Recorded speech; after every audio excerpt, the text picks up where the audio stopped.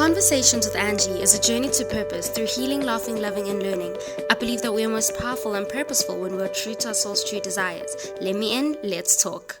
Hi everyone, welcome to the very first episode of Conversations with Angie. I'm so grateful that you guys have decided to tune in and I get to share with you what I learn from this very special guest. Today, my guest is Nqubeko Msweli, and I know he's very excited to be here and to join us in having a conversation. So like I've said, welcome my guest, Nqubeko Msweli. How are you? I'm okay, thanks. And you? I'm awesome. I'm so excited to have you here. Thank you. Please. So, how are you? I'm a bit nervous. I'm joking. I'm good. Like, how are you in general? Like, how's 2020 been? So far, I think 2020 has been good to me because, like, I feel like this is the time where I'm just reflecting on everything that has happened in my life, and I'm just doing me. I'm doing Nqubeko and everything. As much as it's a bit challenging, but that's what I'm trying to do. So you guys just heard, we're doing us this year. So yeah, tell me about your upbringing. Like, parents together, separated, like, you know, the works. Wow, that's quite deep. Anyway, so like basically, my parents split up when I was 3 years old, and my mother moved in with her grandparents, and she stayed there, and I continued to stay with my father, and it was just them trying to co-parent and everything. And at that time, I was a young kid, so I didn't know much actually. Yeah. And so that's what happened. And growing up now, it's just understanding why they split up. Because back then I was just always the kid who was angry and wanting them to get back together. But now I understand what, you know, why they split up. Because, you know, we are in relationships as well. And, you know. Well, we wouldn't say we're in it, but okay. Go on, wait. Yeah, so they resulted as them breaking up and everything. And then it was just a matter of it putting me in such a difficult situation. Because you bouncing between parents and other kids as well, you know, with them having their both parents in the same household, and you know, and people have questions when you grow up, and I was always asked, are your parents still together, you know? And it was just something that till this date is still touching me. Yeah. And it has an effect on you as you grow up. It does have an effect on you because you don't have like a sense of belonging. Yeah. Like, I've personally felt like I don't have a sense of belonging where I belong somewhere. And I always grew up with this thing where I feared that my mother's gonna get married. And she did. And it was just, I felt even more like lost. You know? I felt like I don't belong anywhere at all. Yeah. And what happens when my dad, you know, gets married and let's say he meets someone who doesn't like me, or my mother also. So yeah, so my dad is not married currently and my mother is, but she's trying her best, you know, to balance between her marriage and me. You know, she doesn't want me to feel excluded. Yeah. Do you think growing up your parents co-parented in a way that you can say to yourself, I know what to do should I ever be in a situation to co-parent?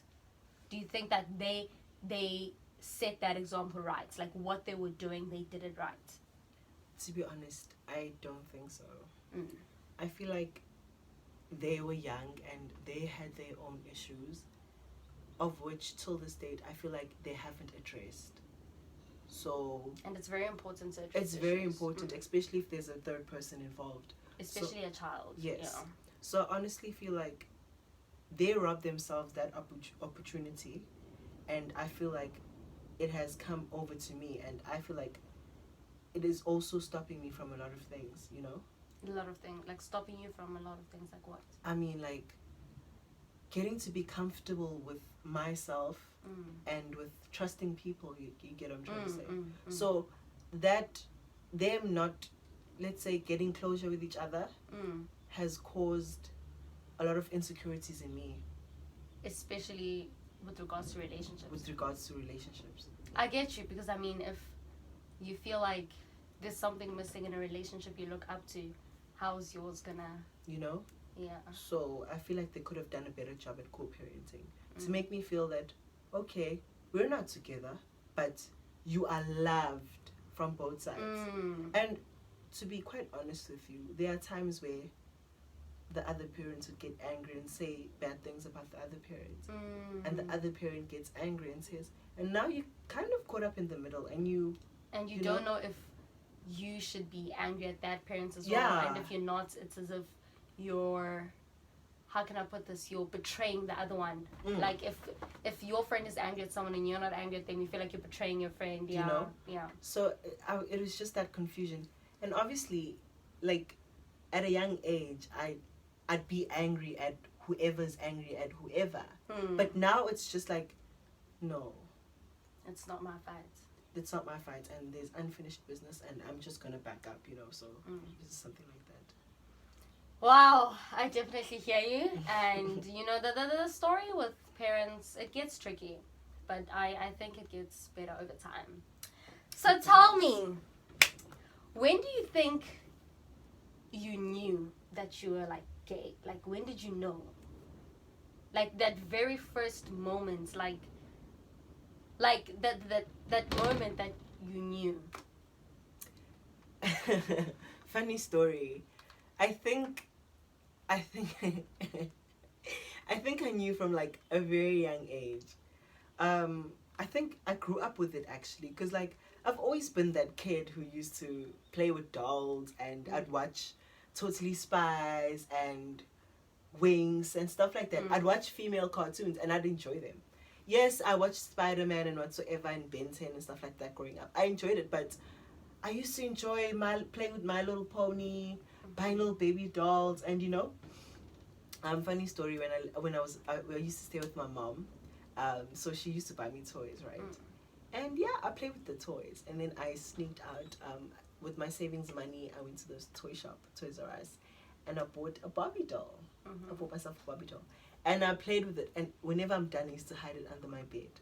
Till this one day where she found it, and then she's like, she shouted at me so much. So I feel like I grew up with this, you know. So there wasn't specifically like an age where, you know, I was like, okay, I think I'm gay. Oh, and or like a moment where you sat down and you were like, okay, yeah. So growing up, I actually had that moment when I actually started having feelings for a guy. That okay. Oh, wait, hold up. You're a guy. How can you have feelings for a guy? You get what I'm trying to say. So it was just that. Yeah. So do you think like when you felt feelings for a guy, like what was the first emotion that you felt in response to that? Do you think were you like excited as you would get excited about a crush, or do you think you were just, or was it confusion or anger or? Oh my gosh. It was such a deep feeling of love, hey, and excitement. And funny enough, it was in grade 3. Yeah. Hence, I used to hang out with girls like throughout primary, junior primary, and senior primary. I used to hang out with girls. Yeah. So my friend of mine, oh my gosh, I can't even say her name, because she'll be mad at me. So my friend of mine had like this, you know, boyfriend girlfriend thing in primary. Yeah. And her boyfriend was so gorgeous. Like, so gorgeous. He was so gorgeous. And, I mean, I had a crush on him. And I remember, I actually think I told her. Yes, I told her about it. And she got angry at me for a few days, and they told him. And he was quite... Sad part is that we went to senior primary with them, and it was like... Was it still awkward? It wasn't awkward. They just forgot about it, and... Who was the first person you all came out to? Like the first person you actually sat down and told? Okay, I didn't sit down with anyone. Who was the first person I said? High school. It was my friend, Apiwe. Really? What did you say? Like, well, how did the conversation go? So, it was so awkward, oh my word, and I was so scared. Like, I remember it. It was after school and we were doing homework together, and he was dating girls, and he had a girlfriend at that time, and I was single. And I just said, we were doing homework and stuff like that, and we were talking and chilling and laughing, and I was just like, you know when you have something like you want to like say heavy, like, heavy, yeah, and yeah. you know you need to breathe. Yeah. You know? You need to breathe. I can't breathe. It's suffocating. So we're talking, marking homework, everything's fine. And then it's like, up here, bruh, I have something to tell you. I'm into guys. And I was so scared. He just laughed. And he was just like, oh, so? And I was like, oh, what do you mean so? Do you love me? Do you hate me? Like, should I leave? And he's like, hi, but we're like, relax. It's okay. And I quite had my suspicions. And I was just like, really? Like, what gave it off? And it's like, no, the way you carry yourself and the fact that your relationships with your girlfriends, like, they were just... And I think that's the thing about, but like, you see, that's the thing with like fear. Like, you never know what's on the other side. Can you imagine? You were already prepared. Like, the mere fact that you're like, should I leave? Do you love me? Do you know? Like, you were expecting something, but he was just like, so? So? So, yeah, I feel people should be comfortable in trying to be themselves. Yeah. Why do you think you chose Apiwe? Like, why did you choose to tell him? Or was he the closest person? He was the closest person at that time. Yeah. Did you ever come out to any of your family members? Yeah. Yes, I did. Well, it's quite debatable. What happened was, I think I didn't feel the need for me to tell them and like, oh, listen, I'm into guys or whatever. It was just a matter of them noticing, and I'm a person who likes being approached and be asked, what's going on? Are you? And then I'd be like, yes. So what happened was, I think the family had their suspicions, and my cousin was just like, no, you know, we were suspecting that this and this and that. I was like, oh yeah, well, I'm into guys. And she's like, oh, I knew that, you know. And so then I told her, and then I started telling like a few people, and then it started just getting better because I realized that people actually don't care. Yeah. Like, they don't mind. So it just became easier, and then the whole family now knows, you know, because there are people in the family who just spread words easily. So yeah. And with regards to family, what do you think has been like the worst like reaction to? The worst reaction. It wasn't like a verbal reaction. It was. Remember the time that we went to the family wedding? Yeah, and I had my boyfriend there, my ex actually. Okay. So, the family had known, like the grandparents actually, and when they used to see me before, they knew. They were just happy to see me and stuff like that. Nqubeko, how school, you know, and stuff like that. And then at that time, I think I was blonde as well. Yeah. Yeah. And for them, it was just like validation that, oh, okay, you know, because they're old fashioned and they believe that a guy who does this to their hair and whatsoever is, you know, gay. So for them, it was validation. They saw me that, okay. And they were just quite awkward towards me, like, you know, like, oh, hi. It was just like they didn't know how to react. So the way they greet you changed from to awkward. It did, and it affected me. I don't lie to you. It was just, I don't know whether to say, like, there are people, I was just shocked. Yeah. At, like, someone who used to value me so much, and then all of a sudden changed just because of sexuality. Not even. It's a preference. Yeah. I haven't even changed. Like, yeah. What do you think what's the worst thing someone has said with regards to sexuality? Like, what do you think is the worst thing that has affected you a lot? It wasn't said to me directly, but I think they were trying to let me know that, you know, it was, I hate gays.